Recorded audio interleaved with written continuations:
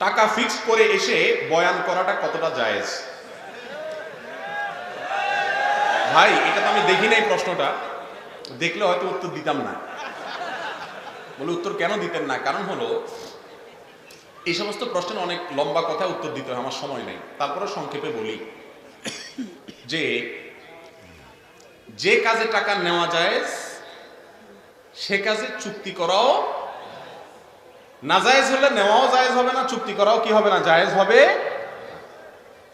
মৌলিকভাবে ওয়াজ মাহফিলে আসার আগে টাকার চুক্তি করা, না দিলে ঝগড়াঝাটি করা, এটা কোনো আলেমের, ইসলাম প্রচারকের শান হতে পারে না। রাসূল আকরাম সাল্লাল্লাহু আলাইহি সাল্লাম তো দিন প্রচার করতে গিয়ে মাইর খাইছেন। আপনারা তো আমাদেরকে একটু ভাত তরকারিও দেন ভালো ভালো, আলহামদুলিল্লাহ, আবার পয়সাও দেন, সেখানে চুক্তি করতে হবে কেন? কিন্তু মুশকিল হলো চুক্তিটা আসলে অনেক সময় সাদে করে না। আমি চট্টগ্রামে এক জায়গায় গেছি, অনেক ভেতরে, মাহফিল টাহফিল সব শেষ করে আমার এসে বাসে উঠে মশালা দিয়ে হুজুর যান। আরে ভাই বুঝলাম যাবো, আমার বাসের ভাড়াটা তো দিবা অন্তত, বাসের ভাড়াও যদি না দাও, আমার তো প্রতিদিন মাহফিলে যাওয়া লাগে, তো আমি বাপদাদা জমি বেশি এসে মাহফিল করবো নাকি? এখন মুশকিল হলো যে আয়োজকরাও অনেক সময় দায়িত্বশীল আচরণ করেন না, আবার আলেমরাও আলেমের শানের থেকে বাইর হয়ে যান, এটাকে পয়সা কামানোর মাধ্যম বানায় ফেলছে। এটা কখনো কোনো আলেমের শান হতে, আমি তো বলি যে এক জায়গায় কম দিলে আরেক জায়গায় একটু বেশি দিয়েছে, আলহামদুলিল্লাহ গড়ে সমান হয়ে যাবে। কিন্তু আয়োজকদেরও দায়িত্বশীল ভূমিকা রাখা উচিত। অনেক ওলামা ইকরাম দেখা যায় যে ওয়াজ মাহফিল করতে গিয়ে, কয়েকদিন আগে কোনো আলেম জানে গাড়ি অ্যাক্সিডেন্ট করে, নতুন গাড়ি শেষ হয়ে গেছে, সাদিক আজহারী সাহেব না, এরকম অনেক ওলামা ইকরাম আছে। মৌলানা হাসান জামিল সাহেব একবার দেখলাম যে মাহফিল থেকে আসার সময় গাড়ি শেষ হয়ে গেছে, এটা গাড়ির দাম কত? তো এই জন্য মাহফিলের আয়োজকরাও দায়িত্বশীল ভূমিকা রাখা উচিত। মাহফিলের নাম দিয়া লাখ লাখ টাকা উঠাইয়া হুজুরের কোন রকম বিদে ডেকে ডেকে বাকিগুলো ভাগযোগ করে নিয়ে নিলেন, অথবা বাকিগুলো দিয়ে অন্য কোনো কাজ করলেন। ভালো করে শুনে রাখেন, মাহফিল আয়োজকরা অনেক সময় টাকা উঠাইয়া, টাকা বাঁচায়, ইচ্ছাকৃত টাকা বাঁচাইয়া, লাগবে 2 লাখ উঠাইলেন 5 লাখ, বাকি 3 লাখ আপনি অন্য অন্য তথাকথিত ভালো কাজ করলেন, এটা কিন্তু জায়েজ। হ্যাঁ, আপনি কার্পণ্য করলেন না, এরপরও কিছু থেকে গেছে, সেটা দিয়ে যে কোনোটা ভালো কাজ করতে পারেন, কিন্তু আপনি প্ল্যান করেছেন, মানুষ থেকে নিয়েছেন, মাহফিলের কথা বলে আপনার উদ্দেশ্য হলো 10 টাকা খরচ করে 20 টাকা বাঁচাবো, আমার অন্য কোনো টার্গেট আছে, এটা হলো প্রতারণা, এটা জায়েজ নাই। অতএব শুধুমাত্র হুজুরদের বিরুদ্ধে মাসালা ঢুকাই দিলেন, আয়োজকদের বিরুদ্ধে 2-4টা বলেন। আল্লাহ আমাদের সবাইকে আল্লাহর ভয় অন্তরে লালন করার তৌফিক দান করুন। তবে এইভাবে টাকা হাঁকাইয়া এবং এটা নিয়ে বার্গেনিং করে, বাড়াবাড়ি করে ওয়াজ মাহফিল করা কোনো আলেমের শান হতে পারে না। আমি আপনার কাছে জানতে চাই, যারা বিভিন্ন কোম্পানির কাছ থেকে, ডাক্তাররা বিভিন্ন কোম্পানির কাছ থেকে নগদ টাকা উপঢৌকন গ্রহণ করার বিনিময়ে ওই কোম্পানির প্রোডাক্ট লিখেন, এটা শরীয়ত সম্মত কিনা? এই বিষয়ে আমাদের একটা ভিডিও আছে, এটা দেখে নিতে পারেন। সংক্ষেপে শুধু এটুকু বলি, ডাক্তারদের জন্য ঔষধ কোম্পানি গিফট, টাকা পয়সা, বিভিন্ন সুবিধাদি, এগুলো গ্রহণ করা জায়েজ নাই। গ্রহণ করার একমাত্র পদ্ধতি হলো, নতুন একটা প্রোডাক্ট কোনো কোম্পানি বের করেছে, ডাক্তারকে সেটা পরিচিত করার জন্য স্যাম্পল দিয়েছে, এটুকু জায়েজ হতে পারে। কিন্তু আমাদের দেশে যেটা হয় আমরা জানি, এই বিষয়ে আমি একটা ভিডিওতে কিছু কথা বলেছি, বলার পরে বাংলাদেশের একজন এনবিআর একজন কমিশনার, উনি আমাকে ফোন করে বলতেছেন, ভাই আপনার ভিডিওটা হয় নাই। আমি বললাম কেন? বলে যে আপনি প্রকৃত অবস্থা যদি জানতেন আরো কড়া করে বলতেন। উনি বললেন যে আমি এক ওষুধ কোম্পানির মালিককে ডাকে আনছি আমার অফিসে, এনে মায়ের ছাড়া বাকি সবকিছু তাকে দিছি, কারণ আমার ওয়াইফের একটা অ্যান্টিবায়োটিক কিনতে গেছি 95 টাকা করে। আমি খোঁজখবর নিয়ে দেখলাম যে ওইটার কস্ট মাত্র 15 না 20 টাকা, আর বাকিগুলো যায় হলো এই উৎকোচ ডাক্তারদেরকে এমনি সেমনি দিতে দিতে, গরিব রোগীদের ক্ষতি হয়। একজন ডাক্তার, তিনি প্রেসক্রিপশন করার বিনিময়ে আমার কাছ থেকে যে ফি নিয়েছেন, এর কারণে তিনি বাধ্য আমাকে সুপরামর্শ দিতে। তিনি তলে তলে যদি ঔষধ কোম্পানির রিপ্রেজেন্টেটিভের কাজ করেন, ওষুধ বেচার ধান্দায় থাকেন, তাহলে এটার নাম প্রতারণা, এটা জায়েজ নাই। আমাদের দেশে মেয়ে বিবাহ দেওয়ার পরে বিভিন্ন সময়ে নানান ধরনের উপঢৌকন পাঠানো হয়, যেমন শীতের নাস্তা, কোরবানি, গরুর মাংস, মশলা ইত্যাদি। এগুলো সম্পর্কে কি বলবেন? মেয়ে বিয়ের পরে বিভিন্ন ধরনের উপঢৌকন পাঠানো হয়। দেখেন, আমি সবসময় বলি এই কথাগুলো, মেয়ে বিয়ের পরে যৌতুক নেওয়া, সেটা পিঠার নাম দিয়া হোক, ফলের নাম দিয়া হোক, এটা হলো সবচেয়ে বড় নির্লজ্জতা এবং নিকৃষ্ট ডাকাতি। নিকৃষ্ট ডাকাতি। ঠিক বলে জোগাড় দিয়া লাভ নাই। যুবকরা হিম্মত করেন, আমার বিয়েতে শ্বশুরবাড়ি থেকে কোনো সুতাও নেব না ইনশাআল্লাহ। মুরব্বীরা নিয়ে নিলে ফেরত দেন, নিয়ে থাকলে ফেরত দিয়ে দেন। শেখ বলতেছেন, ভালো কথা বলছেন, নিয়ে থাকলে ফেরত দেন।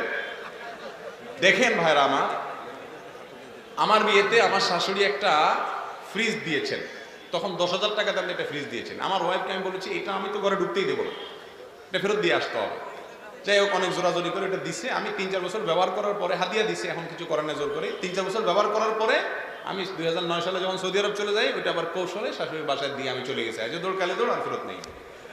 যুবকরা বা মুরব্বীরা অনেক সময় করে কি জানেন, মাসালা ঘুরায় নেয়।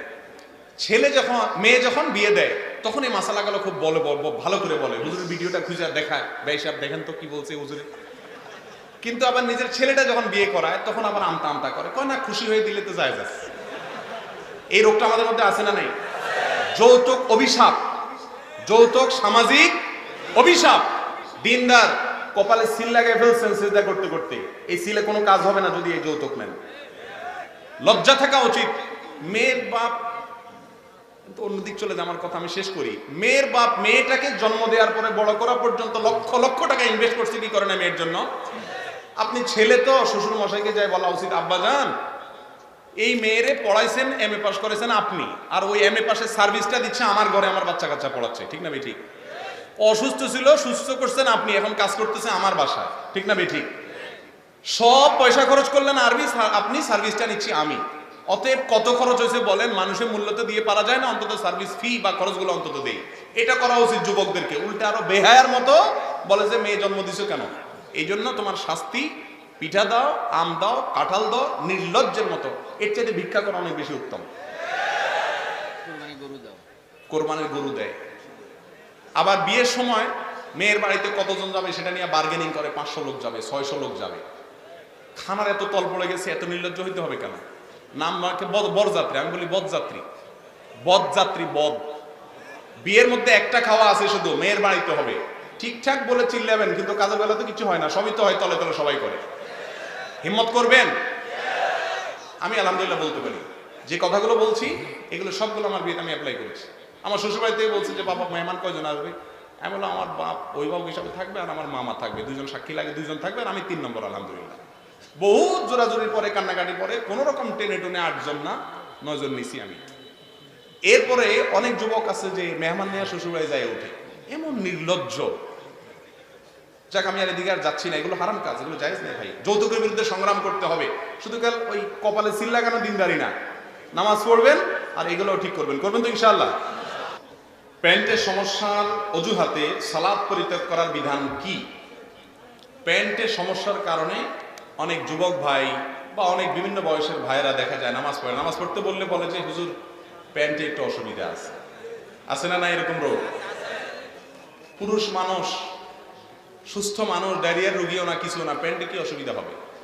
প্যান্টে অসুবিধা হওয়ার তো কোনো কারণ থাকতে পারে না। প্যান্টে অসুবিধা থাকবে কেন? পেশাব করার পর পবিত্রতা অর্জন করবেন, পানি দিয়ে ধৌত করবেন, পবিত্র করবেন।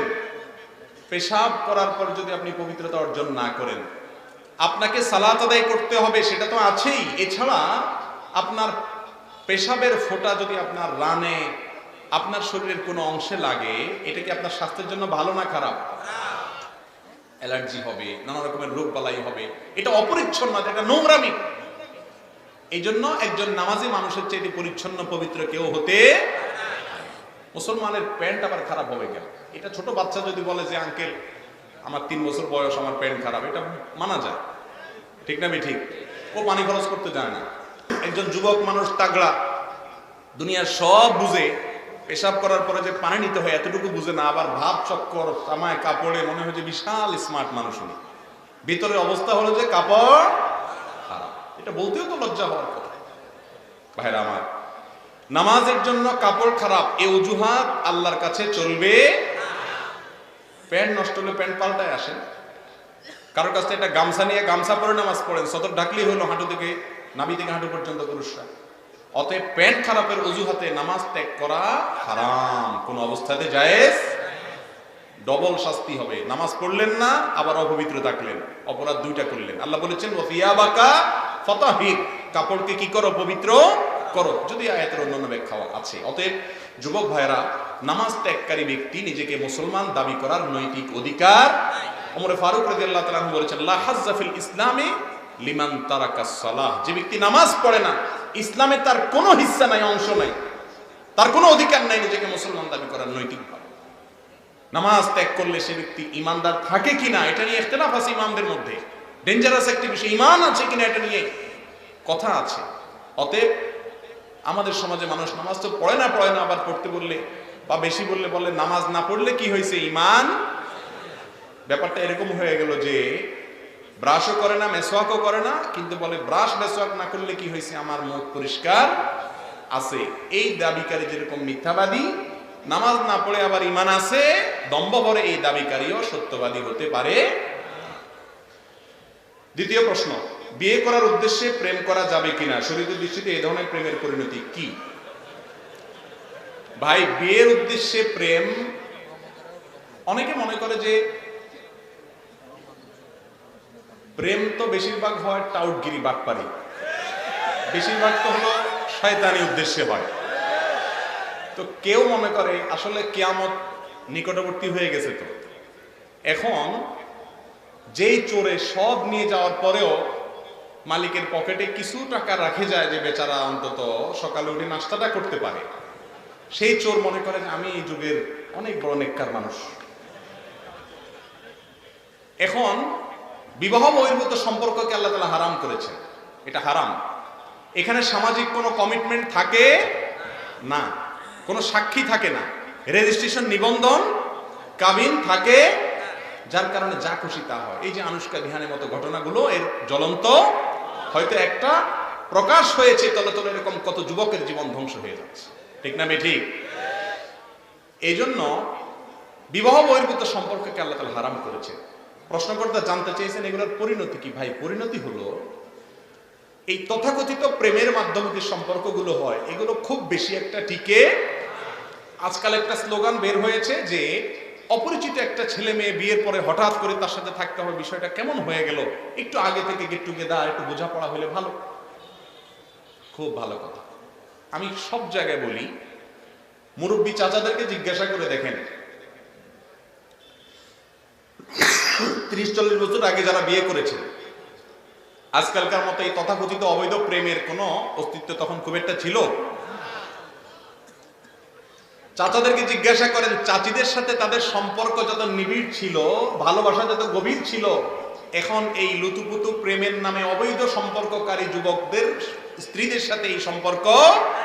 সেদিন পত্রিকা দেখলাম প্রতিদিন 39টা করে বিবাহ বিচ্ছেদ হচ্ছে, তালাক তরতর করে বাড়ছে, পরিবারগুলো ভেঙে খান খান হয়ে যাচ্ছে, মহারণা 10 লাখ ধরে যাতে তালাক না হয়, ঠিক না ঠিক? তাহলে অবৈধ সম্পর্ক আর গেট টুগেদার এটা পরিবারে শান্তি আনতে পারে। যারা নাটক সিনেমাতে সারাদিন আপনাদেরকে প্রেমের অভিনয় করে শিখায় কিভাবে প্রেম করতে হয়, কিভাবে প্রেমকে জয় করতে হয়, বাবা মা সমাজ সবার বিরুদ্ধে গিয়া হইলেও পালায় যাইতে হয়, মাইদ্যর খায়া হইলেও প্রেমে জিততে হয়, এই ট্রেনিং যারা দেয় ওই লোকগুলোর ব্যক্তিগত জীবনে, পারিবারিক জীবনে দেখেন এগুলোর বেশিরভাগই 10টা-12টা করে বিচ্ছেদ, ঠিক না ঠিক? বোঝা গেল যে অবৈধ সম্পর্কের মাধ্যমে হারামে আরাম আসতে পারে। এখন মুশকিল হলো, ওই যে পকেটে 10 টাকা রেখে যাওয়া চোর মনে করতেছে আমি তো ভালো চোর। এখন প্রেম করে সব করে প্রতারণা, এই জন্য যে পাক্কা বিয়ের নিয়তে প্রেম করে সে মনে করে আমার নিয়ত তো ভালো। প্রেমের নিয়তে বিয়ে করা যদি জায়েজ হয়, তাহলে কোরবানির নিয়তে গরু চুরি করাও জায়েজ হবে। কথা বুঝতে পারছেন? যদি আরেকজনের গরু নিয়ে আসেন, আপনার নিয়ত ঠিক আছে, নিয়ত কি আছে? ঠিক আছে, আপনি কোরবানি করবেন, বিসমিল্লাহ আল্লাহু আকবার বলে খালেস নিয়তে আল্লাহকে খুশি করার জন্য কোরবানি করছেন, আরেকজনের গরু চুরি করে, জায়েজ হবে? আপনার নিয়ত হলো বিয়ে করবেন, বুঝলাম, নিয়ত বুঝলাম ভালো, কিন্তু কাজটা করতেছেন খারাপ, বিবাহ বহির্ভূত সম্পর্ক, তবে এটা কি হবে না? হালাল হবে? নাম্বার 3, হস্তমৈথুনের শরঈ বিধান কি? এক্ষেত্রে অভ্যস্তদের আত্মনিয়ন্ত্রণের উপায় কি? খুবই গুরুত্বপূর্ণ একটি প্রশ্ন। আজ যুব সমাজ ধ্বংসের দ্বার প্রান্তে চলে যাচ্ছে। অনেক যুবকরা ব্যক্তিগতভাবে আমাদেরকে জানান, ভাইরা আমার, হস্তমৈথুন একটি হারাম এবং কবিরা গুনাহ। জেনা করা যেরকম গুনাহ হারাম, হস্তমৈথুন করাটাও কি হারাম। আল্লাহ রাব্বুল আলামিন কোরআনে কারীমে সূরা মুমিনুন 18 নম্বর পারার প্রথম সূরা আল্লাহ তাআলা বলেছেন ওয়াল্লাযীনা হুম আনিল লাগবি ওয়াল্লাযীনা লিফুরুজিহিম হাফিজুন ইল্লা আলা আজওয়াজিহিম আও মা মালাকাত আইমানুহুম ফাইন্নাহুম গায়রু মালুমিন ফামান ইবতাগা ওয়ারাআ যালিকা ফাউলাইকা হুমুল আদুন। বৈধ স্ত্রীর মাধ্যমে যৌন চাহিদা চরিতার্থ করা ছাড়া অন্য যত পদ্ধতিতে মানুষ যৌন চাহিদা চরিতার্থ করে হাত দিয়ে বা অন্য কোনো উপায় হস্তমৈথুনের মাধ্যমে, আল্লাহ বলেছেন তারা হলো সীমা লঙ্ঘনকারী। তারা কি? তার মানে হারাম। একটি যঈফ হাদিসে এসেছে লাআনাল্লাহু নাকি হাইয়াদি, যে ব্যক্তি হস্তমৈথুন করে আল্লাহ লানত তার উপরে বর্ষণ হয়। যদি এই হাদিসের সনদ নিয়ে অনেক মুহাদ্দিসগণ আপত্তি তুলেছেন, কিন্তু এই ব্যাপারে পৃথিবীতে কোনো আলেমের দ্বিমত নাই যে হস্তমৈথুন করা একটা হারাম কাজ, একটা হারাম। এটা দুনিয়ার জন্য যেমন ধ্বংস, আখিরাতের জন্য ধ্বংস অনিবার্য। মুশকিল হলো এই নেশা থেকে বাঁচতে পারে না যুবকরা। বাঁচার জন্য কয়েকটা পরামর্শ। নাম্বার 1, হস্তমৈথুন থেকে বাঁচার জন্য সবচেয়ে কার্যকর হলো যে সমস্ত হারাম জিনিস দেখার কারণে হস্তমৈথুনের আগ্রহ জাগ্রত হয় সেগুলো দেখা বন্ধ করা।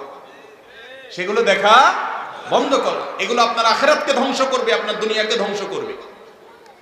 এগুলো থেকে সরে আসার জন্য হিম্মত লাগে, সৎ সাহস লাগে।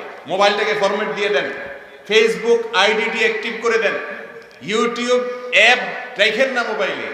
অর্থাৎ যেই সমস্ত জায়গাতে হারাম জিনিস দেখে আপনি হস্তমৈথুনের দিকে অগ্রসর হন, সেগুলো দেখা কি করতে হবে? বন্ধ করতে হবে। নাম্বার 2, হস্তমৈথুন সাধারণত নির্জনতা ছাড়া হয়। যথাসম্ভব নির্জনতা অ্যাভয়েড করতে হবে। যথাসম্ভব নির্জনতা কি করতে হবে? যাতে একাকী রুমে না থাকেন, কোন একজন বন্ধু যেন থাকে, কোন একজন মানুষ যেন থাকে। একা একা যথাসম্ভব থাকবেন না। রুমে থাকলে দরজা কখনো আটকাবেন না। এক কথা, নির্জনতাকে এড়াইয়া চলবেন। এগুলো নিজেকে সংশোধন করার জন্য সংগ্রাম। নাম্বার 3, আল্লাহর কাছে একটু মনে মনে দোয়া করবেন নামাজের পরে। আল্লাহ, আমার ক্ষমতা না নিজেকে নিয়ন্ত্রণ করা। আল্লাহুম্মা আতি নাফসি তাকওয়াহা ওয়া যাক্কিহা ওয়া আনতা খায়রু মান যাক্কাহা। আল্লাহ, আমার মনটাকে কন্ট্রোল করা, শয়তানের প্ররোচনা থেকে আমাকে বেঁচে থাকার মতো শক্তি আপনি দেন, আপনি আমাকে বাঁচায় দেন। আল্লাহর কাছে কি করবেন? দোয়া করবেন। এগুলোর মাধ্যমে ইনশাআল্লাহ আল্লাহ তাআলা আমাদেরকে হেফাজত করবেন। আর সর্বশেষ এবং 4 নম্বর হলো, বিবাহ করার ন্যূনতম ক্ষমতা থাকলে দ্রুত বিবাহ করে ফেলবেন। আর প্রবাসীরা খুব দ্রুত প্রবাস শেষ করে দেশে চলে আসবে। এগুলোর মাধ্যমে ইনশাআল্লাহ হস্তমৈথুন থেকে নিরাপদ হওয়ার সুযোগ ইনশাআল্লাহ তৈরি হবে। এরপরে প্রশ্ন, পর্নোগ্রাফি দেখার ফলে শরীর থেকে নির্গত তরল পদার্থের কারণে গোসল ফরজ হয় কিনা? প্রথম কথা হলো, পর্নোগ্রাফি দেখা হারাম। এই হারাম কাজ করার পর আপনার শরীরে কোনো অবস্থা হোক বা না হোক, এই দেখাটাই কি হারাম। এরপরে আসুন, যদি তরল পদার্থ বের হয় পেশাবের আগে অথবা পেশাবের পরে যেরকম বের হয়, এরকম আঠালো কোনো কিছু পানির মতো বের হলে সেক্ষেত্রে ওযু ভেঙে যাবে, গোসল ভঙ্গ হবে না। বীর্যপাত হওয়ার আগ পর্যন্ত গোসল ভঙ্গ হবে না। এরকম হলে কাপড় লাগলে কাপড়ের ওই জায়গাটা শুধু ধুয়ে ফেললে চলবে, আর ওযু করলে কি হয়ে যাবে? নামাজ পড়া যাবে। এরপরে আসুন, ফ্রি ফায়ার ও পাবজি গেম খেলার বিধান কি? প্রথম কথা হলো ভাইরা আমার, আমরা আগেই বলেছি রহমানের বান্দাদের বৈশিষ্ট্য হলো তারা অনর্থক অহেতুক কাজ করতে পারে না। অহেতুক কাজ করা এটা কোনো ইমানদারের বৈশিষ্ট্য হতে, সফল ইমানদারদের বৈশিষ্ট্য সম্পর্কে আল্লাহ তাআলা কোরআনে কারিমে 18 নম্বর পারা সূরা মুমিনে বলেছেন ওয়াল্লাযীনা হুম আনিল লাগবি মুরিদুন, যারা অনর্থক কাজ থেকে কি করে? বেঁচে থাকে। এইজন্য অনর্থক কাজ থেকে বেঁচে থাকতে হবে। গেম খেলা এটা কি অর্থবহ কাজ না অনর্থক কাজ? কিন্তু আজকাল অনেক সময় গেম খেলে পয়সা কামানো যায়, এটাকে একেবারে অনর্থক বলা যায় না। কিন্তু এই পদ্ধতিতে অর্থ কামাইকে ইসলাম সমর্থন করে। এটা আর্থসামাজিক উন্নতির জন্য তেমন কোনো ভূমিকা রাখে না। এটা প্রোডাক্টিভ কোনো কাজ না, এটা জীবনকে শেষ করে দেয়। ভাইরা আমার, যেই খেলা দেখার পরে আরো স্থূলতা তৈরি হয়, যেই খেলা দেখার পরে আরো অলসতা তৈরি হয়। লুডো আমরাও ছোটবেলায় যে খেলি নাই তা তো না, কিন্তু লুডো খেলার পরে মনে প্রশান্তি অনুভব হয় না, আরো অস্থির লাগে। হারলে তো মনে হয় যে দুনিয়াটা শেষ করে ফেলি, আরো অবস্থা খারাপ, তাই না? এই জাতীয় গেমস মোবাইলে হোক আপনার লুডো জাতীয় হোক, এগুলো খেললে মনের ভিতরে আরো অস্থিরতা তৈরি হয়। ইসলাম খেলাকে সমর্থন করে, ফিজিক্যাল খেলা, দৌড়াদৌড়ির খেলা। সতর ঢেকে ফুটবল খেলেন, কোনো টাকা নিজেরা লেনদেন করা ছাড়া, ক্রিকেট খেলেন এডিকশন ছাড়া, হারাম কোনো কাজ না করে, শুধুমাত্র শরীরের কসরতের জন্য যদি কোনো খেলা খেলেন, সেগুলোর মাধ্যমে শরীরের মধ্যে স্ফূর্তি আসে, কর্মস্পৃহা তৈরি হয়, মনটা প্রফুল্ল হয়। আধা ঘন্টা ফুটবল খেলেন, কোনো হারাম লেনদেন টেনদেন ইত্যাদি ছাড়া, সকল হারাম বাদ দিয়ে ফুটবল খেলেন, খেলার পরে দেখবেন নিজের ভিতরে একটা ফ্রেশনেস অনুভব হবে। এই জন্য ফিজিক্যাল খেলা ইসলামে কি আছে? জায়েজ আছে, শর্ত সাপেক্ষে। আর এই জাতীয় পাবজি গেম, নামই হলো পাবজি। এখন কি কারণে পাবজি অজেতা মিয়ার নামের কারণ যায় না, তবে পাপ আছে শুরুতে, অতএব এটা হালাল না হারাম জিজ্ঞেস করার দরকারটা কি? আর দ্বিতীয় কথা হলো যে এই যে পাবজি, ফ্রি ফায়ার, এই সমস্ত গেমগুলোর ভিতরে অনেক শিরকের উপাদান আছে। সব মিলিয়ে এটা কোনো মুসলমানের জন্য খেলা কি নাই? যুবক ভাইরা, সময় কাটানোর জন্য আপনারা গেম খেলেন, আমি জানি যে সময় কাটে না। আপনাদের হাতে এত সময় যে সময় কাটানোর জন্য গেম খেলা লাগে। আর সাহাবা ইকরামের এত অল্প সময় ছিল যে রাসূলের কাছে বলতে, ইয়া রাসূলুল্লাহ কদ কাসুরা আমারুল ইসলামে কদ কাসুরা আলাইনা, ইসলামের এত কাজ ইয়া রাসূলুল্লাহ কখন আমরা করে শেষ করব, এটা সংক্ষেপ করে দেন। রাসূল আকরাম সাল্লাল্লাহু আলাইহি ওয়াসাল্লাম সংক্ষিপ্ত রূপ বলে দিতেন। আর আমাদের হাতে এত সময় যে নামাজ পড়ে, রোজা রেখে, হজ, যাকাত, প্রতিদিন এক পারা কোরআন তেলাওয়াত, ইসলাম শোনা শিখা সব করার পরে আরো এত হিউজ সময় যে পাবজি গেম খেলে সময়টা কাটাইতে হয়। আবার ঠিকও বলে, মাহফিলের ঠিকের কোনো ঠিক নাই। জি ভাই, এগুলো জায়েজ নেই। এলাকার অধিকাংশ তরুণ প্রযুক্তির অপব্যবহারের কারণে এ ধরনের পর্নোগ্রাফিতে আসক্ত। আমরা কতিপয় যুবক সমষ্টিগতভাবে বিষয়টি নিয়ে সাধ্য অনুযায়ী কাজ করছি। এবারে আপনার পরামর্শ, দিক নির্দেশনা কামনা করছি। পর্নোগ্রাফি নিয়ে পরামর্শ চাচ্ছেন ভাই, আমরা হস্তমৈথুন নিয়ে যে পরামর্শগুলো দিয়েছি সেই পরামর্শগুলোই এখানে রিপ্লেস করবেন এবং অবশ্যই নেককার বন্ধুদের সাথে থাকবেন। বিশেষ করে যুবক ভাইদেরকে বলছি, যে বন্ধু আপনার হারাম থেকে বাঁচতে শিখে, খুব কঠিন এবং সব এরকম যুবকের সংখ্যা খুবই কম। আল্লাহ বলেছেন, ইয়া আইয়ুহাল্লাযীনা আমানুত্তাকুল্লাহ ওয়া কুনু মাআস সাদিকিন, হে ঈমানদাররা তাকে অবলম্বন করা, তার উপায় হলো সত্যবাদী বা ভালো মানুষদের সাথে থাকো। অতএব এই পর্নোগ্রাফি থেকে দূরে সরে আসার জন্য ভালো পরিবেশ, নেককারদের সান্নিধ্য, ভালো মানুষদের সাথে থাকার কোনো বিকল্প হতে পারে না। কোনো ব্যক্তি যদি অনেকের কাছে ঋণ চেয়ে ঋণ না পাওয়ার পর সুদের দ্বারস্থ হয়, তাহলে ওই সব মানুষ গুনাহগার হবে কিনা যাদের কাছে টাকা থাকার পরও ঋণ দেয় নাই? খুবই দরকারি একটি প্রশ্ন। ভাইরা আমার, কেউ ঋণ চাইলো, আপনার কাছে টাকা আছে কিন্তু আপনি দেন নাই, বেচারা বাধ্য হয়ে সুদে ঋণ নিতে হয়েছে, তাহলে সেক্ষেত্রে আপনি গুনাহগার হবেন কিনা? উত্তর হলো, যদি ওই লোককে ঋণ না দেওয়ার কোনো যৌক্তিক কারণ না থাকে, সম্পদের মোহে মায়ায় আপনি ঋণ দেন নাই, তাহলে তো আপনি অবশ্যই আল্লাহর কাছে কিছু না কিছু দায় আপনার থাকবে। তবে এর কারণে আপনি হারাম কাজ করেছেন এবং তার সুদের দায়ভার পুরো আপনাকে বহন করতে হবে এমন কোনো কথা নাই। কারণ ইসলামে ঋণ দেওয়াটাকে ফরজ করা হয়, কিন্তু ঋণ দেওয়া অনেক বড় ইবাদতের কাজ। কোন কোন ক্ষেত্রে কোন কোন হাদিসে আসছে যে দানের চাইতে পর্যন্ত বেশি সওয়াব হয় কিসে? ঋণ দিলে। কোন কোন ক্ষেত্রে এই জন্য ঋণের কালচারটা আবার ফিরে আসতে হবে। যে গ্রামে গঞ্জে সুদের বিশাল বড় প্রচলন, অহরহ প্রচলন, এগুলার অন্যতম বড় কারণ হলো হালাল ঋণ দেওয়ার সিস্টেম। আজ আমরা হুজুররা শুধু মাসালা বললে হবে না, তো মানুষকে হালাল ঋণ দেওয়ার সিস্টেম চালু করতে হবে প্রচলিত আইন এবং নিয়ম অনুসরণ করে। অতএব ব্যক্তিগতভাবে এক অন্যকে ঋণ দিতে সম্পদের মোহের কারণে অস্বীকৃতি জানানো উচিত। মুশকিল হলো, ঋণ যে দিবে, ঋণ তো নিতে পারলে আর পাওনাদারকে চিনেও না। এরপরে এমন একটা ভাব যে ওই লোকটা যেন ভিক্ষুক, ভিক্ষা চাইতে আসে। এই রোগটা এখন আমাদের সমাজে ব্যাপক আকার ধারণ করেছে, তাই না? একটা হাদিস শুনেন, সহিহ বুখারীতে আসছে, রাসূল আকরাম সাল্লাল্লাহু আলাইহি ওয়াসাল্লাম বলেছেন, খিয়ারুকুম আহসানুকুম খায়রুকুম আহসানুকুম কাদাআ, তোমাদের মধ্যে সবচেয়ে ভালো মানুষ হলো ওই ব্যক্তি যে ব্যক্তি বাকি নেওয়ার পরে, ঋণ নেওয়ার পরে সেটাকে পরিশোধ করার ক্ষেত্রে ভালো মানুষের পরিচয় দেয়, ওয়াদা ঠিক রাখে। দোকান থেকে একবার বাকি নিতে পারলে আর ওই দোকানের সামনে দিয়া হাঁটে না, আর চিনেই না। এটা কোনো মুসলমানের চরিত্র হতে। অতএব যারা ঋণ দেয় না তাদেরকে এককভাবে দোষ দেওয়া যাবে না। ঋণ নেওয়ার পরে টালবাহানা করা, মাতলুল গানিয়ে জুলমুন, নবীজি বলেছেন যার দেওয়ার সামর্থ্য আছে তারপরে ঘোরাঘুরি করে, এটা আরেক অবিচার। অতএব ভাইরা আমার, শুধুমাত্র নামাজ কালাম পড়া, টুপি লাগানো আর দাড়ি রাখা এটার নাম ইসলাম না। এটা ইসলামের অনেক গুরুত্বপূর্ণ অংশ। ইসলামের অতীব গুরুত্বপূর্ণ অংশ হলো নিজের চরিত্র, লেনদেন এগুলোকে ঠিক করা। অতএব ঋণ নিলে সময় মতো পরিশোধ যে করে তাকে নবী যে বলেছেন যে খাইরুকুম, সে তোমাদের মধ্যে উত্তম, আহসানুকুম কাদাআ। বিধায় শুধুমাত্র যে ঋণ দেয় নাই তাকে এককভাবে দোষ দেওয়া যাবে না। যারা ঋণ নেন তারাও পরিশোধ করার মানসিকতা থাকতে হবে। যিনি ঋণ দেন তিনিও সাগ্রহে ঋণ দিতে হবে। আর ঋণে টাকা উঠবে কি উঠবে না এটা নিয়ে যদি ভয় থাকে, ইসলামী অর্থনীতিতে ঋণদাতার জন্য গ্রান্টার হিসাবে বন্ধক রাখার পদ্ধতি চালু করেছে ইসলাম। তার থেকে কোনো কিছু বন্ধক রাখেন, টাকা দিতে অস্বীকৃতি জানলে ওই জিনিসটা যথা নিয়মে এলাকার মুরব্বীদের মাধ্যমে বিক্রি করে টাকা উসুল করবে। তাহলে তো আর তার বাহানা করার কি থাকে না, সুযোগ থাকে না। আর ঋণ দিলে লিখে নিবেন। আল্লাহ বলেছেন ইদা তাদায়ানতুম বিদাইনিন ফাকতুবু, লেনদেন করলে, ঋণের লেনদেন করলে কি করতে হবে? লিখিত করতে হবে। আজকাল লিখিত করতে চায় না, বলে যে না না মাথা খারাপ, আপনার সাথে যে সম্পর্ক আমার কি লিখবো টিখবো। এরপরে ভেজাল লাগলে এবার দৌড়দৌড়ি শুরু হয়। কোরআনের সবচেয়ে বড় আয়াত লেখা, সবচেয়ে বড় আয়াত হলো এই সম্পর্কে কোরআনে ঋণ লেখার ব্যাপারে।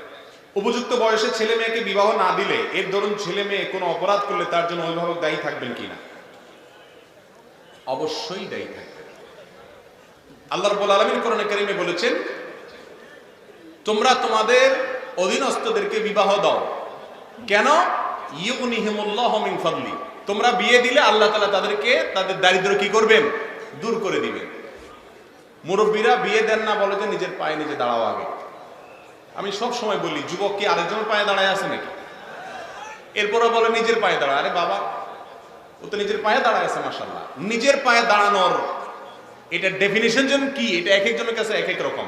কারোর কাছে লক্ষ লক্ষ টাকার মালিক হলে তারপরে যায় নিজের পায়ে দাঁড়ানো। মনে রাখবেন, বিবাহ করার জন্য কি দরকার?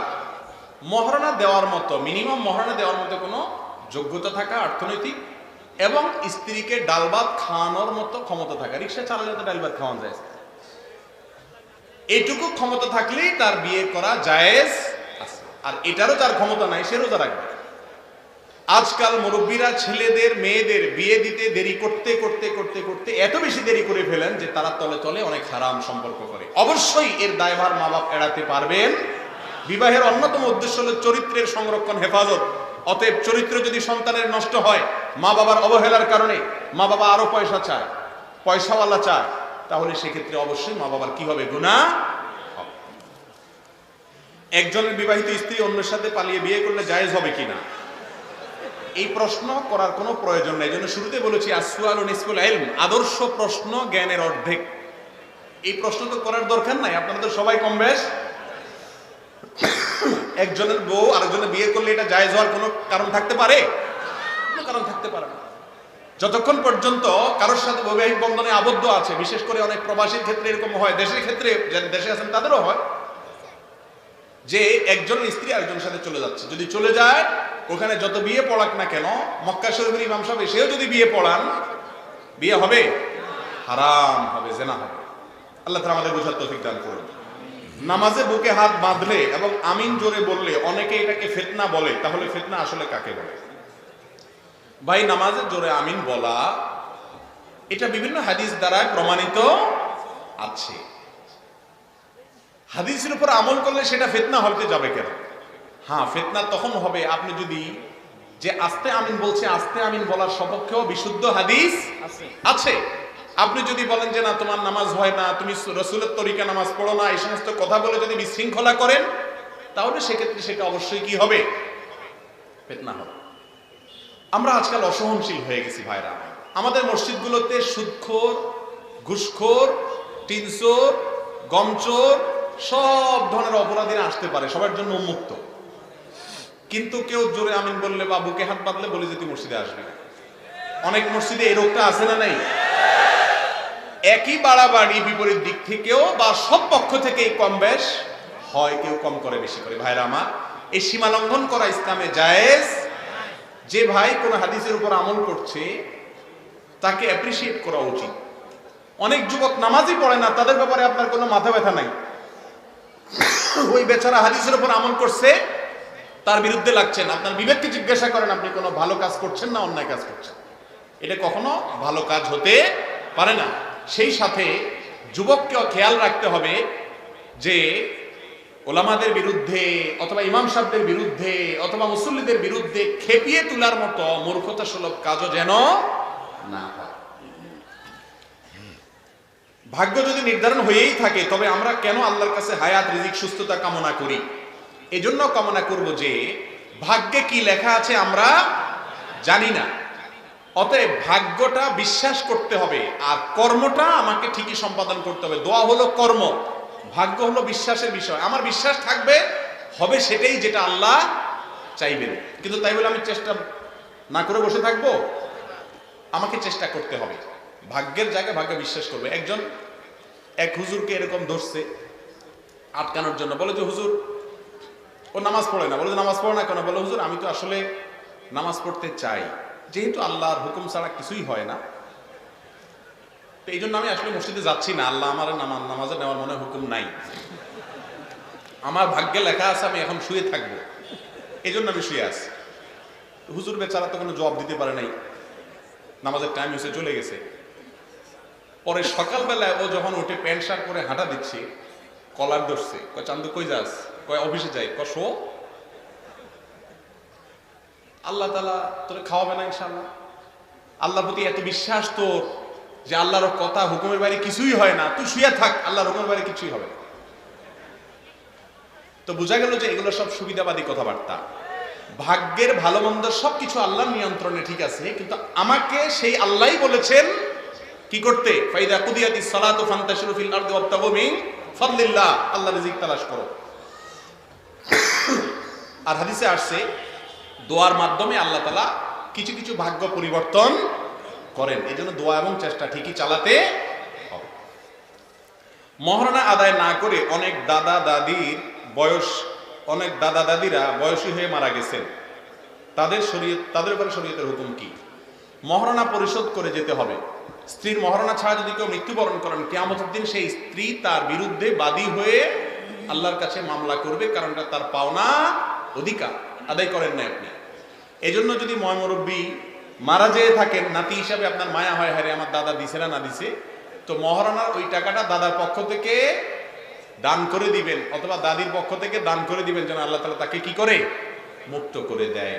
বাকি তাদের কি অবস্থা হয়েছে না হয়েছে, তারা কেউ কাউকে মাফ করে দিচ্ছেন কি দেন, তাদের ব্যাপার। আপনি নাতি হিসাবে নিশ্চয়ই দাদা দাদির মহারণা 10 টাকা 20 টাকার বেশি ছিল না, তো 20 টাকা দান করা কোনো ব্যাপার না, তো খুব সহজে দাদা দাদিকে মুক্ত করতে পারবেন ইনশাআল্লাহ। আজ বাংলাদেশে এত সমস্যা হওয়ার পরেও সকল আলেমরা কেন ঐক্যবদ্ধ হচ্ছেন না? ভাই, আলেমরা বেশিরভাগ বিষয়ে ঐক্যবদ্ধ আলহামদুলিল্লাহ। বাংলাদেশে 6 ওয়াক্ত নামাজের কথা বলা আলেম আছে কোনো?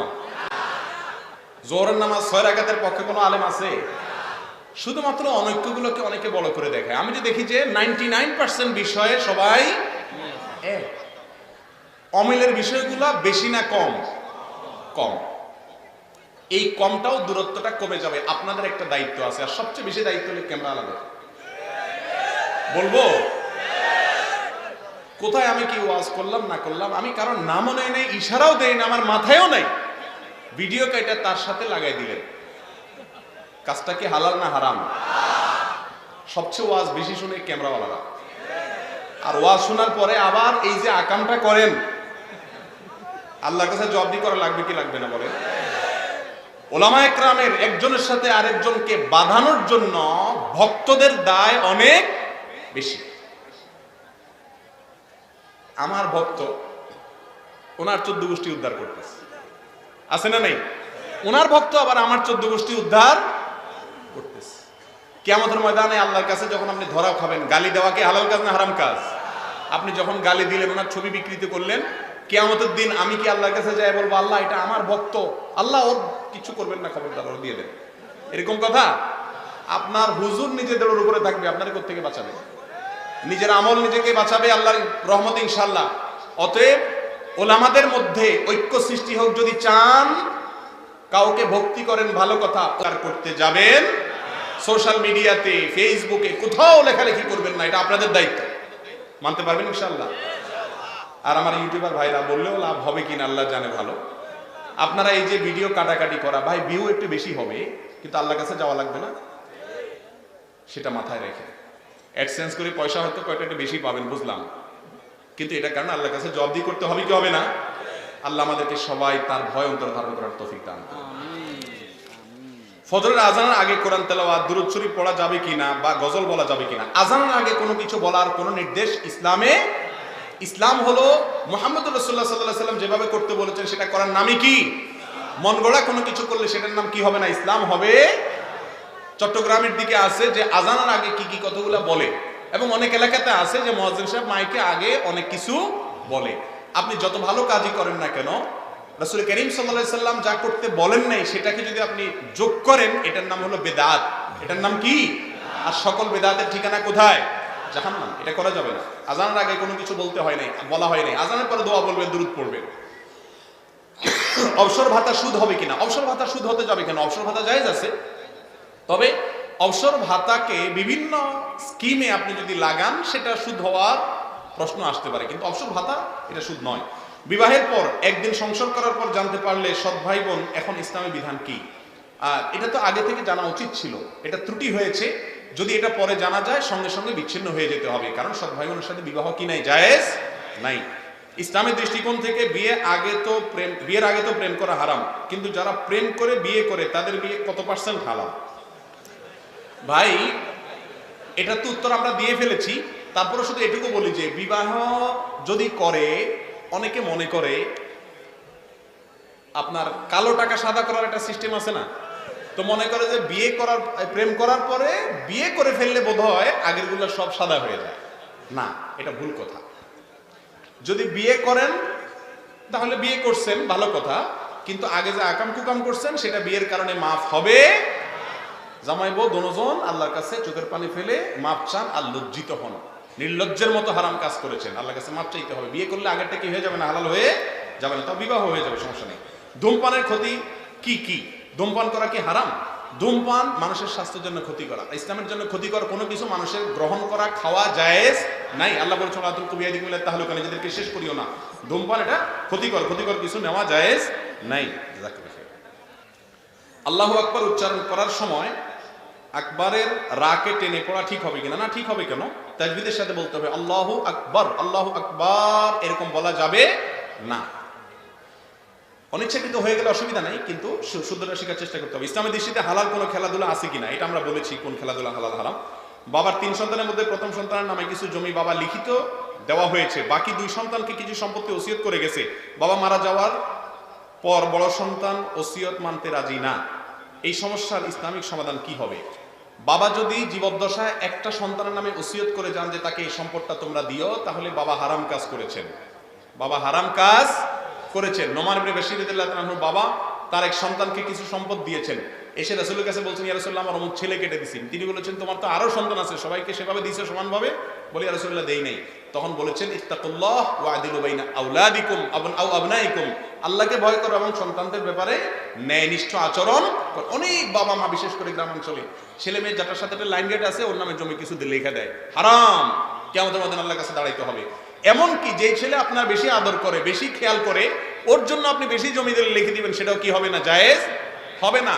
কারণ আপনার ঘরে জন্মগ্রহণ করার কারণে তার অধিকার হয়ে গেছে আপনার সম্পদে ভাগ পাওয়া। কেউ যদি আপনার সাথে সদাচরণ করে আল্লাহর কাছে সে উত্তম বিনিময় পাবে, কেউ করে না সে শাস্তি পাবে। কিন্তু জমি আপনি দেওয়ার ক্ষেত্রে, সম্পদ দেওয়ার ক্ষেত্রে হেরফের করতে পারবেন না। অতএব বাবার এই ওসিয়ত মানা কোনো জরুরি না। রফিল আদান করা সুন্নত, কিন্তু ইমাম সাহেব যদি রফিল আদান না করেন, মুক্তাদি যদি রফিল আদান করেন, কোনো গুনাহ হবে কিনা? কোনো অসুবিধা নেই। ইমাম কোনো সুন্নত না পালন করলে মুসল্লি যে করবেন এমন কোনো কথা নাই।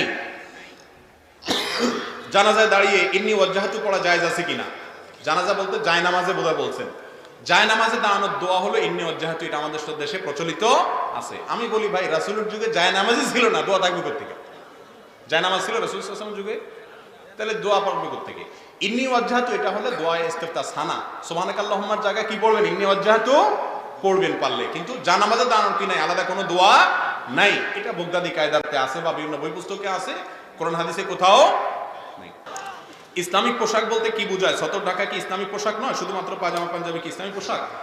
পোশাক সম্পর্কে জানতে হলে ডক্টর খন্দকার আব্দুল্লাহ জাহাঙ্গীর রাহমাহুল্লাহ রচিত পোশাক, পর্দা ও দেহসজ্জা। দেহসজ্জা, এই বইটা কিনবেন। এত চমৎকার একটা বই, সবাই পড়া উচিত। এখানে স্যার রহিমাহুল্লাহ অমুসলিমদের অনেক গবেষণার কথা উল্লেখ করেছেন। সংক্ষেপে শুধু এটুকু বলি, ইসলামী পোশাক বলতে বিশেষ কোনো টাইপের পোশাক নাই। এই যে জুব্বা পাঞ্জাবি পরছি আমরা, এগুলো কোনো ইসলামী পোশাক বলতে কোনো কিছু না। ইসলামী পোশাকের কিছু ড্রেস কোড দেওয়া আছে, যেমন পুরুষরা মেয়েদের মতো পোশাক পরবে না, সতর ঢাকে এরকম পোশাক পরবে, অমুসলিমদের মার্কা বহন করে এমন কোনো পোশাক পরবে না। আজকাল দেখবেন পাঞ্জাবির সাথে ওড়না পাওয়া যায়, আছে কিনা নাই? ওড়না থাকবে মেয়েদের, অতএব পাঞ্জাবির সাথে ওড়না থাকলে এটা কি নাই? জায়েজ নাই, এটা মেয়েদের থাকবে। এখন মেয়েদের পাঞ্জাবিতে ওড়না থাকে না, পাঞ্জাবিতেও না কি বলে এদের জামাতে ওড়না থাকে না, ওড়না চলে আসছে কাদের? পুরুষের পাঞ্জাবিতে। শয়তানে এটারটা ওইটা লাগিয়ে দিছে, তো এটা জায়েজ নাই। কিন্তু বিশেষ কিসিমের পাঞ্জাবি, ফাড়া, গোল, জুব্বা, এরকম কোনো নির্দেশনা ইসলাম দেয় নাই। শার্ট প্যান্ট পরেও একজন মানুষ ইসলামী পোশাক পরতে পারে, যদি ওই শর্তগুলো সে পালন করে চলে, টাকুন নিচে যেন না যায়। মেয়েদের ক্ষেত্রে পুরুষের সাদৃশ্য হবে না, বাজে মেয়েদের কোনো মডেলদের কোনো অনুসরণ করবে না, এবং পর্দা পশিদা থাকে এরকম পোশাক পরবে, অতিরিক্ত পাতলা পোশাক পরবে না। এ হলো ইসলামের ক্ষেত্রে পোশাকের ক্ষেত্রে ড্রেস কোড।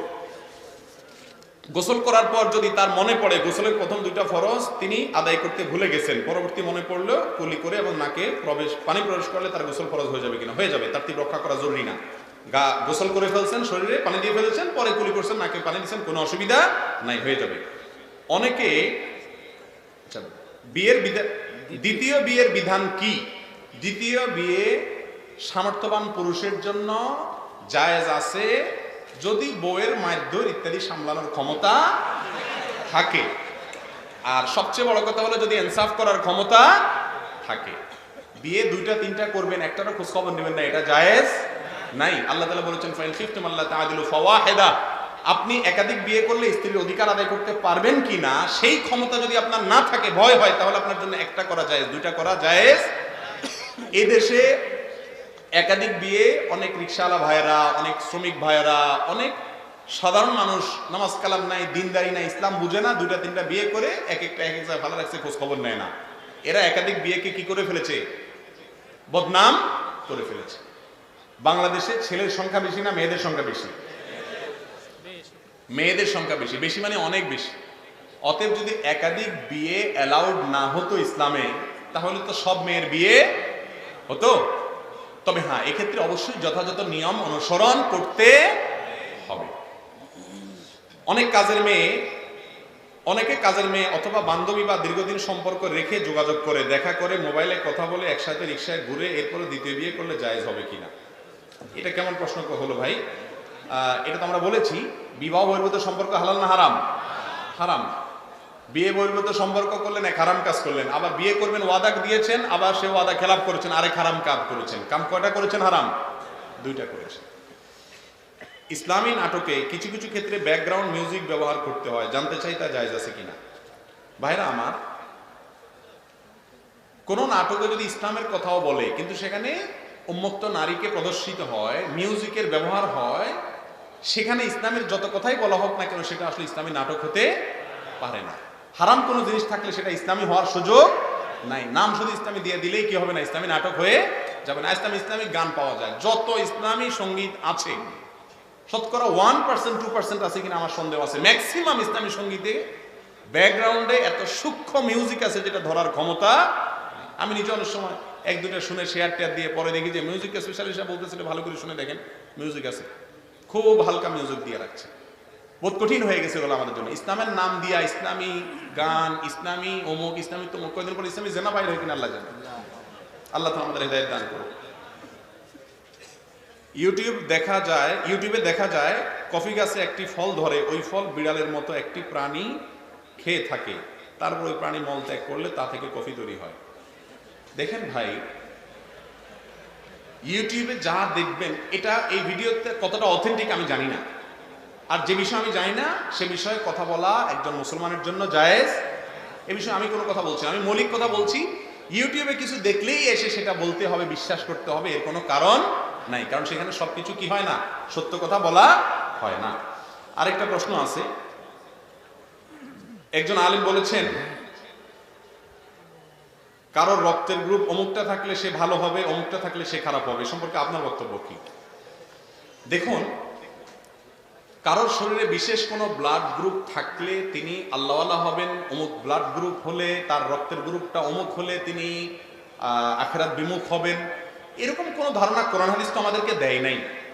তবে গবেষকরা মানুষের রক্তের গ্রুপ নিয়ে গবেষণা করে অমুক রক্তের গ্রুপের মানুষের মধ্যে এরকম প্রবণতা থাকে, অমুকের মধ্যে এরকম প্রবণতা থাকে, এরকম কোনো কথা যদি কোনো গবেষক বলেন, তাহলে সেই গবেষকের নাম উল্লেখ করে, সূত্র উল্লেখ করে জাস্ট তার গবেষণাকে উল্লেখ করা যেতে পারে, কিন্তু সেটাকে একেবারে অথেন্টিক এবং নিশ্চিত করে মানুষকে বলা উচিত নয়। আল্লাহ রাব্বুল আলামিন তাকওয়া, দিনদারি, এটা আল্লাহ প্রদত্ত। কারোর রক্তের গ্রুপ কিছু হলে, এখন আমি যদি বলি যে অমুক রক্তের গ্রুপ হলে সে আখিরাত থেকে দূরে থাকে, এই বেচারা মনে করবে তাইলে তো আমি যত চেষ্টা করি কাজ হবে না, আমি টানবো জান্নাতের দিকে, আমার রক্তের গ্রুপে আমাকে জাহান্নামের দিকে টেনে নিয়ে যাবে।